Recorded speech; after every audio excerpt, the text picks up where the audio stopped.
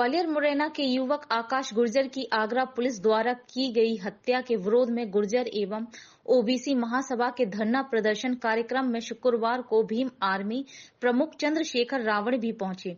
उन्होंने इस घटना पर गहरा शोक जताया है। उन्होंने कहा है कि उत्तर प्रदेश की सरकार दावा करती है कि अपराध के विरुद्ध उसका जीरो टॉलरेंस है, लेकिन आकाश गुर्जर जैसा युवा जो अग्निवीर योजना में शामिल होकर देश की सीमा पर लड़ने का जज्बा रखता था, उसे आगरा की पुलिस ने खनन माफिया बताना गोलियों से भून दिया।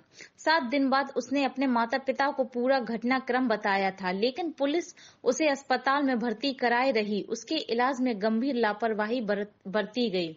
यदि अच्छे अस्पताल में उसका इलाज कराया होता तो वह शायद आज जीवित होता। उन्होंने कहा कि गोली लगने के 48 दिनों बाद आकाश ने दम तोड़ दिया। पुलिस भी शायद यही चाह रही थी, क्योंकि यदि वह बच जाता तो पुलिस की करतूत को सबके सामने उजागर करता, इसलिए उसे मरने के लिए छोड़ दिया गया। उत्तर प्रदेश की सरकार ने इस मामले में कोई कार्रवाई नहीं की।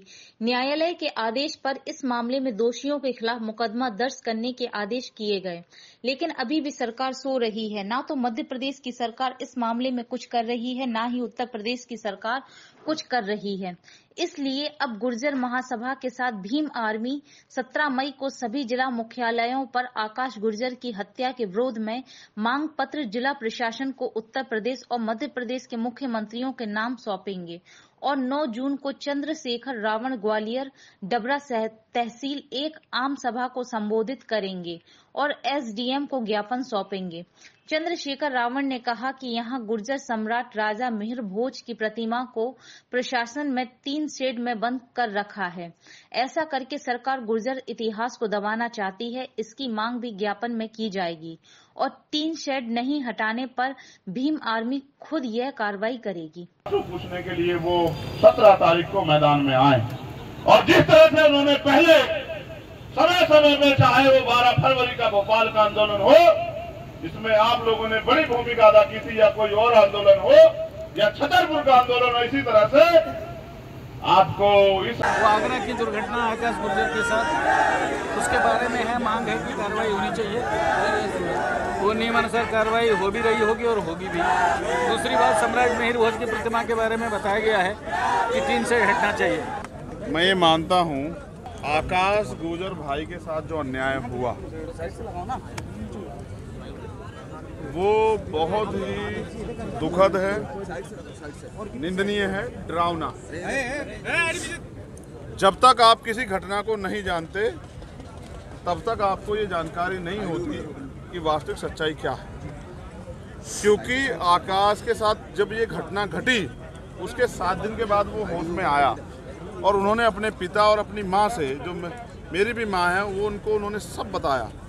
और सच ये है कि एक छोटा भाई हमारा, एक बच्चा जो देश की सेवा करने के लिए अग्निवीर भर्ती में शामिल होने का मन बना के आगरा गया, शराब के नशे में या किन कारणों से या कोई मेडल के चक्कर में पुलिस के लोगों ने, जो आगरा पुलिस के लोग थे, उनको उसका एनकाउंटर कर दिया। जब अगले दिन पूरे परिवार को पता लगा, परिवार वहां पहुंचा, तो 7 दिन के बाद उसे होश आने पर उसने बताया कि उन्होंने किसी जात की जानकारी नहीं ली, सिर्फ गोली मारने का काम किया। पुलिस अगर उसको चाहती, क्योंकि वो 48 दिन हॉस्पिटल में रहा, तो मेरा ऐसा मानना है कि उसका प्राइवेट हॉस्पिटल में इलाज हो सकता था। पुलिस ये चाहती थी कि ये इसी बिस्तरे पे मर जाए, जिससे कि कल ये पूरी घटना, अगर वो स्वस्थ हो जाता तो अपने साथ हुए अन्याय को सामने रखता। आप मीडिया भाइयों के जरिए, जब मीडिया के जरिए सामने आता तो उन आरोपियों पे कार्रवाई होती। उन आरोपियों ने बचने के लिए, जब तक वो बच्चे ने अपने प्राण नहीं तोड़ दिए, तब तक उन्होंने उसी बिस्तरे पे उसको हथकड़ी लगा के रखी। और पता नहीं इलाज में भी हो सकता है कितनी लापरवाही बढ़ती हो, क्योंकि उनका पूरा षड्यंत्र इस बात पे था कि आकाश अपनी प्राण उसी बिस्तर पे त्याग दे। फाइनली क्या मंथन रहा? 17 मई का भी योजना 2 दिन तक यहाँ गुर्जर समाज के लोगों ने बड़ी पंचायत की और पूरे क्षेत्र में रोष है। हमारे समाज के, गुर्जर समाज के प्रमुख लोग जो हैं वो यहाँ शामिल हुए। सब लोगों ने, मुझे भी आज यहाँ आने का अवसर मिला, इस आंदोलन में शामिल होने का। हमने तय किया है, हमने अपना मांग पत्र, इसमें हमारी मांग ये है कि इस घटना की सीबीआई जांच हो। वो कौन लोग हैं जिनके सहारे पे पुलिस को बचाया जा रहा है और वो पुलिस ने ऐसा इस घटना को अंजाम क्यों दिया। हमारे यहाँ कहा जाता है कि अन्याय करने वाले से अन्याय सहने वाला ज़्यादा दोषी होता है। एक अन्याय हुआ और उसको अगर हम सहेंगे तो दूसरा अन्याय होगा।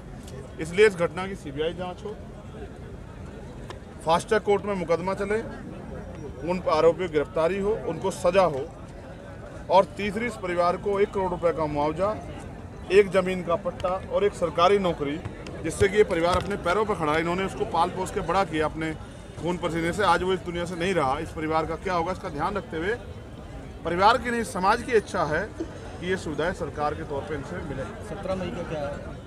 अगर सरकार हमारी मांग को नहीं मानती तो हमने 17 तारीख का एक आंदोलन अपनी पार्टी, अपने संगठन के बैनर पे और जो राष्ट्रीय गुर्जर स्वाभिमान संघर्ष समिति है उनके साथ मिलकर 17 तारीख को पूरे मध्य प्रदेश के सभी जिला मुख्यालय पर हम लोग अपना मांग पत्र देंगे।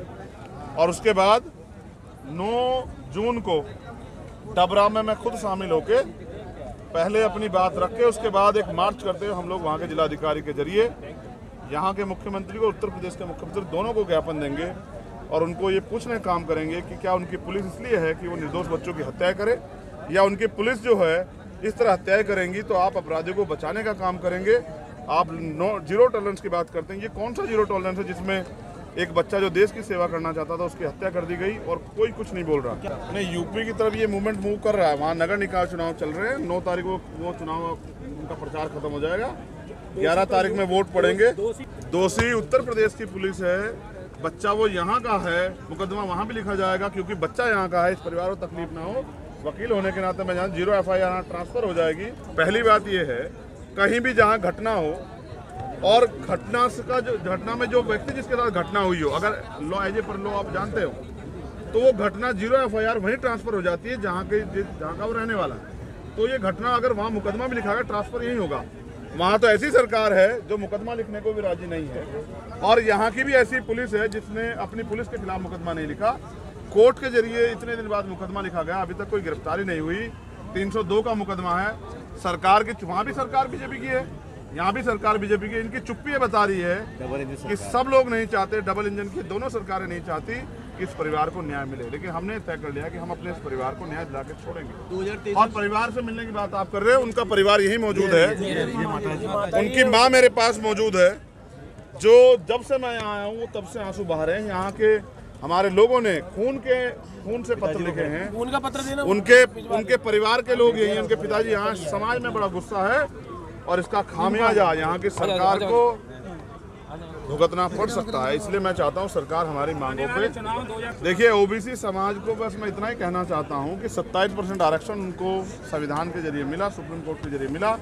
उसमें भी यहाँ की सरकार उनको 14% दे रही है। संवैधानिक प्रावधान के अकॉर्डिंग 100 में से 27 बच्चे उनके IAS IPS बनने चाहिए थे, अभी 14 बन रहे हैं। 13 बच्चों का अधिकार उनका छिन रहा है, उनको इस बारे में सोचना। जबकि सामाजिक न्याय तो ये है कि जिसकी इतनी संख्या भारी उसकी इतनी हिस्सेदारी। हम तो जितने उनका आरक्षण की सीमा है, जितनी उनकी आबादी है उतनी संख्या में आरक्षण के लिए चाहते हैं। 2 मांगे हमारी और जो यहाँ के लिए आप यहाँ की बात जिक्र कर रहे थे, वो दोनों मांगे भी आपको जाननी चाहिए।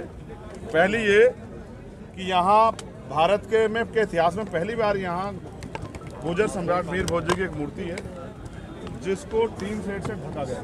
ये एक महापुरुष का अपमान है। ये अपमान सरकार को और पुलिस को जानबूझ के नहीं करना चाहिए। इस अपमान से मुक्ति दिलाने के लिए वो टीन शेड हटानी चाहिए। नहीं तो सरकार हटाएगी तो हमने तय किया कि 17 तारीख में हम टीन शेड को खुद हटाएंगे। दूसरा, गुर्जर समाज के इतिहास का छेड़खानी की जा रही है। गुर्जर समाज का पूरा प्रतिनिधिमंडल है। इस बात का भी उनको खेद है कि ये नहीं होना चाहिए था। इतिहास में उनका योगदान है, उस योगदान को भुलाने के लिए, क्योंकि इतिहास बल देता है, ये षड्यंत्र हो रहा है। इसके खिलाफ भी सरकार को सोचना चाहिए। अब बताइए क्या सवाल है।